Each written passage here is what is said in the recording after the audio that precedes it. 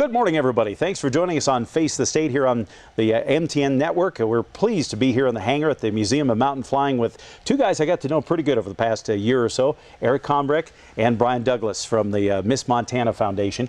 And we're pleased to be here. This has been a whirlwind year as everybody across the state has watched this amazing project come together. And of course, the work on it went a lot more than just what we saw during the flying period in the summer. There was a lot of work to go on ahead of time, but we appreciate you guys coming out. I thought it would be nice to sort of recap what this great adventure that you've been on and what adventures are still to come. So thank you. Yeah. Let's talk a little bit about first, and Brian, I'll start with you. Tell me a little bit about the genesis of this idea to renovate this beautiful plane we see behind us here. Well, it really started in late March last year. This guy called me and said, "Hey, I bought an airplane in Georgia. You want to help me fly it home?" And it wasn't this one. It was another 1944 airplane. And while we were down there, we just, by complete coincidence, met a lady who had told us about this group of DC-3s that's flying to Normandy for the anniversary of D-Day. And his response was, "We got one of those, we should go with them." And that's really what started it. And it just accelerated really from there once we got home. And Eric, the history on this plane, it has a long association with us here in Montana, doesn't it? Yeah, it started back in 1946. Bob Johnson bought it as military surplus. After the war, he was looking for an airplane to replace his Ford Trimotors, which were kind of his workhorse of the fleet. And somebody recommended to him, you know, these C-47s, and they had pilots coming out of the war, so he actually purchased 320 in 1946 and brought it here to Missoula, and it spent the next 30 years flying all over not even just Montana, but Idaho, the whole Northwest, everything from Africa, doing some things for the CIA, and so it had a whole career right here in Missoula, and then in '75 it was sold. The interesting thing too is that this plane, so people, and there was a little confusion from the average, they said, well, why are you calling it a C-47? It isn't a DC-3? And that was the differentiation between the civilian and military aircraft, right? Right. Yeah. And this was built as a C-47, but as I understand it, once it converts to civilian ownership, it has to be converted on paper to a DC-3. And this plane never saw military action, right? No. It was produced at the end of the war, so it never saw that military action, but kept that heritage going, right? Absolutely. Yeah. Yep. So after it was sold in '75, Eric, what happened to this aircraft? Well, then it it went to work for Evergreen Airlines in Oregon. Eventually ended up somewhere down south, flying for McNeely Air Charters, flying chickens and everything in the, anything that they could haul in it to make a living. And eventually, I believe it was '98 or '99, my dad, on a layover, happened to run into this airplane sitting out on the ramp in Memphis, Arkansas, and put together the group that the original 7 investors that would go ahead and commit to purchase the airplane to bring it home. And so we've had it here in the museum since 2000. And in fact, this facility that we're sitting in was constructed to house this DC-3. And a little bit, this plane has an interesting history. I remember talking to one of the pilots who flew on this, and he was telling me about how they used to fly, into the backcountry stations over in the, for the Forest Service, and they'd haul hay, and he'd get up on top of it and hang on for dear life, and they'd cut the grass off the airport here and fly it way into the mountains. And lots of those kinds of stories that went down at one time, right? There was a very infamous crash that this one's actually saved from. In Pittsburgh, or just outside of Pittsburgh. Yeah. Yeah, right before Christmas, it was Johnson's had chartered it out to haul some military troops home for Christmas, and in the Monongahela River. Yeah. So it has a very colorful history, even before we really started working on it. Now, this idea then to join this D-Day squadron and be a part of all these planes for this tremendous 70th anniversary last year, how did that, was there ever a point where you said, this is way too big of a project, or was it like, we've got to do this regardless? Every day. Yeah, probably every day. I mean, we started, we had no money, no crew, no parts, no plan, no maintenance program, but we had an airplane, a cool airplane, a place to work, and a pretty cool idea. And that's really what it was. Now, what I was amazed, when you would come out here, and I'd come out here, and everybody was working on this project, it was like one of the biggest community projects. You always talk about when people get together and build a playground. This had that feel to it, like we're going to do this. And talk about all these volunteers and this amazing team that came together. I think they kept me going a lot of the times, too. Sometimes when you felt like this is just not going to work, you just couldn't quit because these guys had put their heart and souls into it. Yeah. And we heard of stories of people changed their lives, took them out of a dark place they were in, wow. or got them familiar with something new. So it's way bigger than what even we thought it was. And the skills that these people brought to the project were invaluable, weren't they, Eric? Oh, yeah. I mean, everybody's an expert in one aspect, and then they learn new skills that none of them ever thought that they would get a touch and feel an airplane. Or one gentleman who just left, he didn't even know the front of an airplane to the back, and now he's here almost every day, and he's involved in multiple other projects in our upcoming things. So it's that kind of community support, and not only that, but what it's transformed the museum into.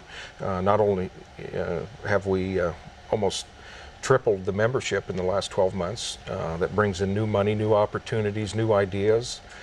We've got a hangar that's at 55 degrees in here that a little over a year ago, it had been sub-zero in here. So we're just excited for the possibilities of what that's going to present for us over the next several years to come. As with any restoration project too, you always run across interesting issues. It wasn't like you could go out to Plains Parts or us and just buy a lot of these things. And I know a lot of the people that were involved in this, if they couldn't find a part, a lot of them were networking, and that was amazing, I know. But also the ability to, hey, what if we did this? What if we fabricated this workarounds? The kids call it hacking, I suppose, right? And there was a lot of that, wasn't there, Brian? Because, we did some of that, sure. Yeah. There are places that sell DC-3 parts, and we know where they all are now. But some of them you had to fabricate. Yeah, and the problem was that we weren't the only ones in this rat race. There was 15 upwards to 25 airplanes initially that had committed to do this, that were all after the same part suppliers, and so not only prices went up, everything went for a premium. So we unfortunately had to pay 3 to 4 times what we could have 5 years ago. Wow. A $1,200 carburetor is $7,800 that we had to purchase before we left. But if you don't have it, there you are. So it was certainly the expenses were very high, but the community got behind us. We raised the money, and we went over there, and in the end, I think we were one of the shining stars, and certainly the most widely known airplane out of all 15 that made the crossing. Definitely the underdog. And I noticed we should also give a shout out to all the sponsors, whether it was Neptune Aviation, whether it was, the different people that would step forward, whether it was donating time, parts, materials, cash. I mean, that is really what made this possible. Yeah, we'd be here for 30 minutes if I could name everybody that really did get behind this project. I mean, Brett's RV and Marine, Jeff and Cody Gordon, Pacific Steel, Neptune Aviation, just on and on, Bank of Montana, and you got to give those guys props because they jumped in right behind us in the beginning when most people thought we were going to fail. They believed in us when we weren't sure we believed in ourselves. Yeah, so and we wouldn't be here without them. It's just unbelievable. Let's talk about what was the biggest challenge in getting this airborne. Certainly there was a ton of things, but what was the one thing, maybe, Brian, that you were most worried about going into the project as we really rolled up your sleeves and got to work? Wow, I don't know that I could put it with everything coming together. There were 1,000 things that had to come together, and all of them were important. Every one of them had to be done and done right. Well, I don't know that any one. Of course, the engines and props were big, and they took up a lot of time, and the other things that are attached to them. But the instruments, the landing gear, the hydraulics, the fuel tanks were big. Probably the fuel tanks were our biggest pain in the rear. Because they required a ton of work. Yeah, the engines and the fuel system, and then once you get involved in something like the engine, sure, a new engine for $75,000 sounds like a simple thing, but then guess what? Now that doesn't include a starter, the generator, all new hoses, hydraulic pumps, fuel pumps, a carburetor, and that's all extras, and that all takes hoses and wiring, and all of that needs to be replaced. Baffling, cowlings don't fit right, so it just one door opens to 10 more doors, and pretty soon you start chasing. And I know that last 2 weeks, before we got started, there was that real scramble because all of a sudden now it's past the 1st of May. Yeah. Time is really running out. Yep. And I can remember that the last week or two, just trying to troubleshoot this, it wasn't like, you know, nowadays with a plane or a car where you just plug in a computer and it tells you what's wrong. Right. And tell me a little bit about that last couple of weeks. It was a generator. Yeah. And the crazy thing about that is we bought these, or had the generators overhauled, got them back, put them on the airplane, and the engines started great first time we started them. But the generators weren't working. And we spent, I bet, the better part of 2 weeks with 5 to 8 guys, qualified mechanics, going all over the airplane trying to figure out why aren't these things running. We couldn't fly without them. And it turned out one guy from, Jay Weber, I think, from Neptune was the guy, quiet guy, never says boo, and he pops up one day and says, I figured it out, the leads were switched. So the bad news was that it was a terrible problem we had to fix. The good news, it was an easy, free fix. Yeah, nothing got hurt. What was it like that first flight? I can remember being out on the runway that sunny afternoon. It was a Sunday actually, and when that thing took off, and I know I was thrilled. Yeah. And everybody was up in the tower over here watching, and all the volunteers. A big cheer goes up. But what was it like to be on board the plane that moment? What was going through your mind? Neither of us were on it. Oh, you weren't. We weren't. It was That's Randy right. and Jeff and That's Frank were on right. the first Well, what flight. was your thoughts? Oh, man. That's right. You and I were in the tower. Yeah, I forgot about that. Yeah. But what was it like to finally see it airborne? Oh, boy. It was magical. Yeah. I mean, the excitement, everybody, the whole town, like you said, was here. We were out along the runway. You guys were in the tower. Minuteman Aviation donated a really nice helicopter to get some amazing aerial film for that, and CBS. Just magical is what, and it all became real after that. I kind of felt like everybody that was watching, everybody that worked on it, that given money, time, effort, we kind of lifted off with it. Kind of took off and got air beneath the wheels for the first time in 18 years. We're talking with Brian Douglas and Eric Combrek with the Miss Montana Foundation. Now let's take this overseas now. Let's talk about that big epic flight across the U.S., across the North Atlantic, and then on the way to D-Day. What was some of your thoughts, Eric, in that adventure? Well, what was it? 5 days after this magical first test flight. It was a week. Yeah, about a week. 1 week. Literally, we had a week to not only. I think most of us hadn't even packed our bags. No, and we had weather issues late in the week, put us off 3 or 4 days. Yeah, so we had the pressure of the rest of the pack, the squadron. Had already met up in Washington D.C. and were working their way, so we had a little bit of pressure there to catch up with them, and I think we finally just agreed, you know what, we're going to do it when we're ready, and we're not going to push weather, and the skies cleared, and we had a great tailwind down to Kansas. Had a bug up, something told us that we better get up early that next morning. That's right. And we beat a terrible storm out of Wichita. Tornado. Within 30 minutes, we were 30 minutes in front of a tornado they were evacuating towns. Yeah. And we used that wind to sail us up to Arkansas and Tennessee, and then into Oxford, Connecticut. Yeah, so we had great weather, no delays, no mechanical issues, and then the lap around the Statue of Liberty. Yeah, that was pretty cool. I liked it when you were flying, when you got up into Greenland and you started to make that transatlantic crossing. And I think everybody back here in Montana had our fingers crossed, even though knowing. But it really was. Safety was always uppermost in your minds, wasn't it? Yeah. It was. I mean, there's risks up there. If you go down in the North Atlantic, your odds aren't good. Yeah. But you know that going in, and it's really rare. But some of the places we flew over and to. I mean, so few people get to see that country at low altitude like we did in a 75-year-old airplane. And you must have felt the legacy of it, too, because you're using that same up and over route, right? Oh, yeah. And we felt pretty good because we had 25 hours of braking time on the engines by the time we hit the North Atlantic.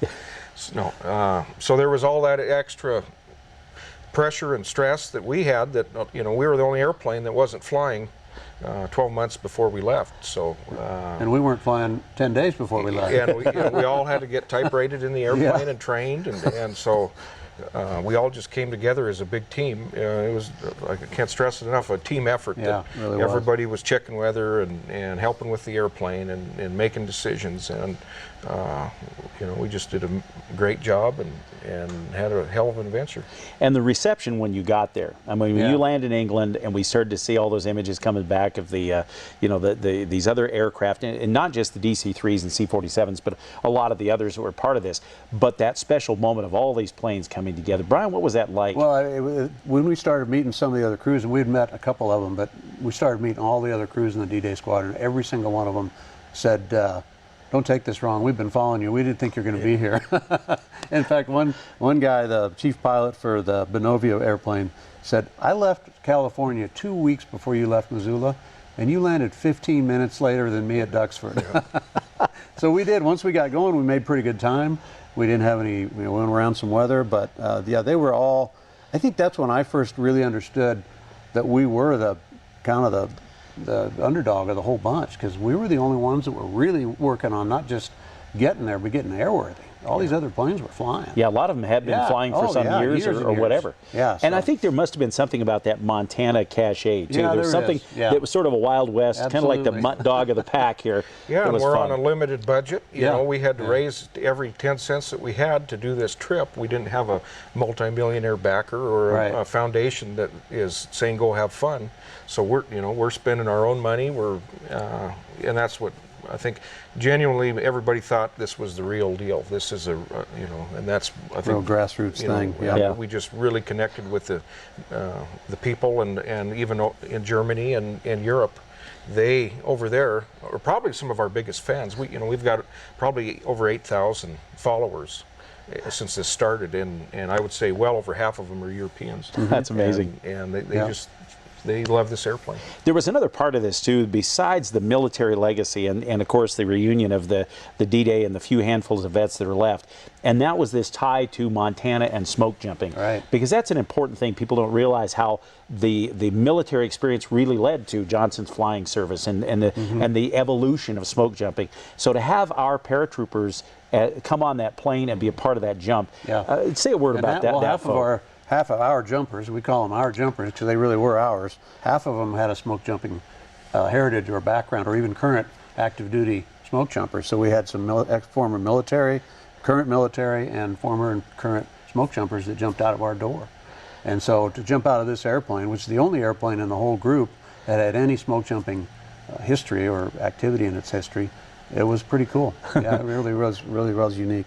And that flight that morning, we were watching a live stream that some aviation folks were putting up there, and they got so excited when Miss Montana. Is that Miss Montana? Is that Miss Montana? That was so fun. That day, I suppose you'll always remember it, won't you, Eric? Yeah, and it started about 4 in the morning for us. It was a long day. We real short on sleep, but we were actually one of 4 or 5 others that got selected to go on a early morning secret mission over to Cherbourg. Yep. Right. And taken off, at dark, right at daylight, and some scuddy weather, and we're all in formation, the 4 or 5 of us flying through low clouds and up and down around, and that to me actually was more real of what they would have felt like crossing the channel with a pack of planes, trying to find your way across.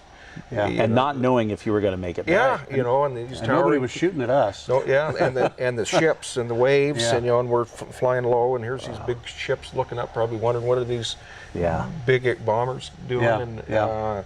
So that to me was that's when it became real. Yeah. We got to invade France twice that day. The afternoon flight was cool because the route had been published, so everywhere we flew, and we were flying low, and we had I think 20 in formation for that flight.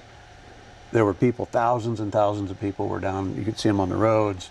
Right when we went across left land to go across the channel, they were on the hills, parked, and out there in huge crowds. So that was pretty amazing. I think there was 30. Was there? There was 30. Well, and one of them lost an engine. So we were down to 28 or 29. Something like that. And then again, what made it real is over the White Cliffs of Dover. Yeah. You look off your left shoulder and here comes the P-51 Mustang. We had top cover. And, both Art and I are flying, and we just look at each other and says, this is not even worth taking a picture right now. Just smile and savor the moment. And then you look down on the cliffs, and must have been 30,000 people up there waving at us. Wow. And, the fighters are circling us and taking pictures. And that was to me, that amazing. was the ultimate. Yep. Right there. When you got back, of course, Miss Montana's efforts in 2019 were not over, because then it was time to pay tribute to that firefighting legacy, Right. with the flyover of Man Gulch, and of course that's an extra special moment for this plane and its history, right? Right. Tell me a little bit about that, Brian. That Man Gulch flyover. That was amazing. The turnout over there, for one thing, was amazing. I think people really understood the legacy and the history of that and how this airplane fit. But to be there on the 70th anniversary of that event, and then be able to throw wreaths out with each of the victims' names written on it, out the same door that they went out just before they died, that was pretty magical as well. I mean, there were people that were, even some of the crew, were a little emotional about the whole thing. And we had niece and nephew of one of the victims, Eldon Dietert, were on board for both of those flights.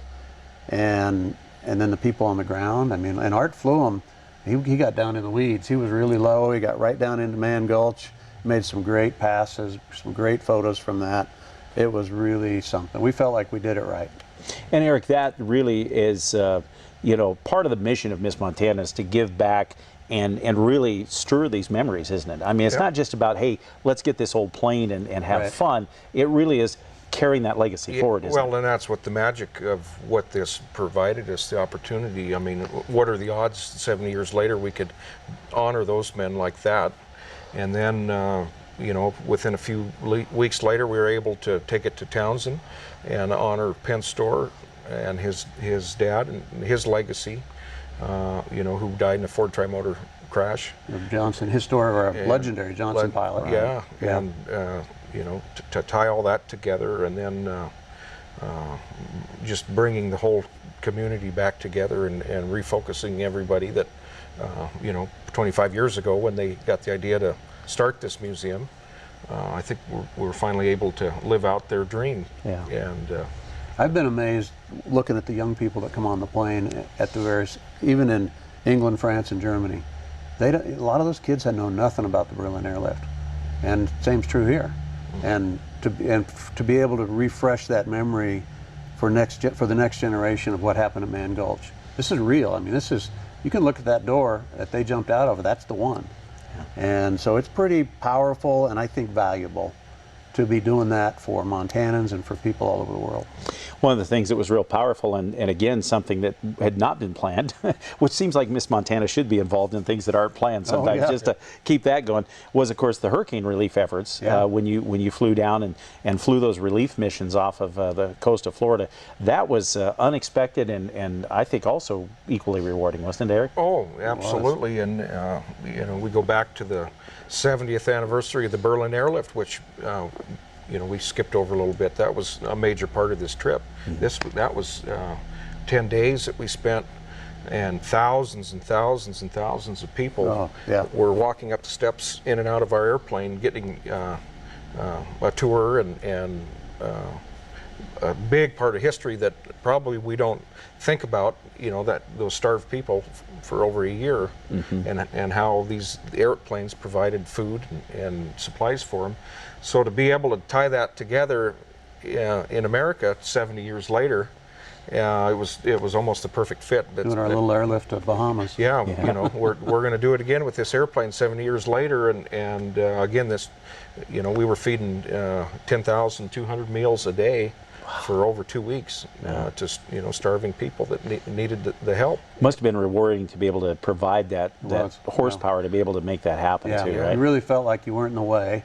We weren't wasting our time. We were doing some real good stuff. And Eric did put all that together with the other organizations, and it was really pulled off really well. That's outstanding.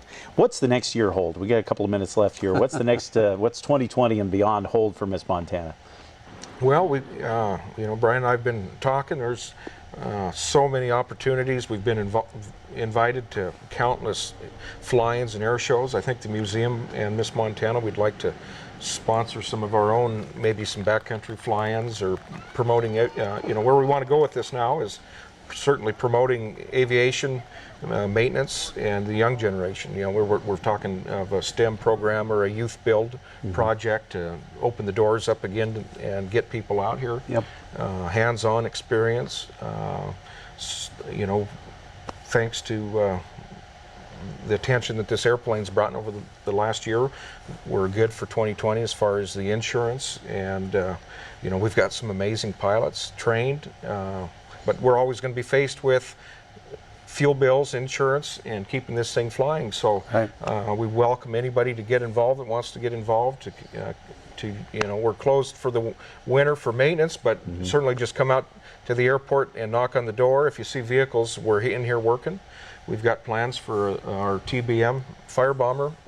I heard that. Restoration. That's kind of our next big project that we're going to announce. We hope to get that flying for next spring, and then you know, the sky's the limit, I think, with this. And I think, again, just the legacy is still there to continue that community involvement, using the volunteers. If somebody's got an interest, you'll find something they can do, right? Yeah. I mean, we're sort of the events of the last year are going to fade pretty quickly if we don't take advantage of it and really keep things going, keep the enthusiasm, keep the interest up, use the educational part of it. It's a wonderful platform to do all that with. I think it's been a lot of fun. It's certainly been a great year, and we want to thank you guys and all the volunteers for making us feel welcome as we came out and participated in. And of course, with Christmas just around the corner, would you mind if we had a little something for you? Yeah. I think this is Brian's thing here. I got this for Eric. This is our probably the most popular favorite picture over the White Cliffs of Dover. And I got one for myself, and I thought, you know, I'd give that to Eric for Christmas. Wow. It's just a stunning picture of Miss Montana, low over the water, with the sun on her at the White Cliffs of Dover. Yeah. Well, thank you. Yeah. So there you go. Merry Christmas. A little Merry Christmas for you. Yeah, exactly. It's been a ride. We should, you know, Santa really ought to lease this plane. It's pretty reliable. Yeah, we've got plans for Christmas lights demonstration over at Missoula here, if we can, you know, pull it off. If the weather cooperates. The weather cooperates, and we're hoping to do some Santa flights. And again, I just can't thank everybody enough in the community that came behind. Absolutely. Hundreds and hundreds of you that believed in us, and not only with, you know, your money, but your prayers and wishes. And that's what following us was huge, knowing that everybody was paying attention back. It was almost like the whole state was in the plane right here, right? We tried to bring them along. Everybody was in our thoughts. I'm about done with the book. I'm writing a book on the whole thing. Oh, so good. Hope to have that out in the spring. Good. Well, watch for that, and be sure to follow. What's the updated name of the Facebook page Miss now? Montana to Normandy and beyond. To Normandy and beyond. That's right. So follow that on Facebook. It's a great place to find out what's going on with Miss Montana and everything that's going on. And like to say, you know, don't miss coming out to the Museum of Mountain Flying, closed during this winter months. But next summer, by all means, make a stop out here. It's not just Miss Montana. It's the other tremendous aircraft are here. The great displays that talk about the legacy of Johnson Flying Service, talk about the smoke jumpers and everything. Lots of information. And it is. And I think you're really going to be amazed, and if you have visitors come in, especially from out of town, and and they say, well, what's this about smoke jumpers? This is the place to bring them and find out more. So thank you. Good. Well, gentlemen, thank you very much for visiting with us. Thanks for supporting us all. Well, it was we like to tell fun stories, and this has been a great, rewarding, amazing story. So that's what the country needed, is a good story. I think so. Exactly. That's why this was so successful. All right. Thank you very much to Brian Douglas and Eric Combrecht for coming by and being with us today on Face the State. Thanks for having us here at the Museum of Mountain Flying. And by the way, thanks to our fourth guest here in the background, the wonderful Miss Montana. And we'll look forward to She didn't say much. No, she didn't say too much. She's a quiet lady. She's a good looker. Yeah, she's a good looker. Thanks for being with us this morning on Face the State. Yeah, thank you.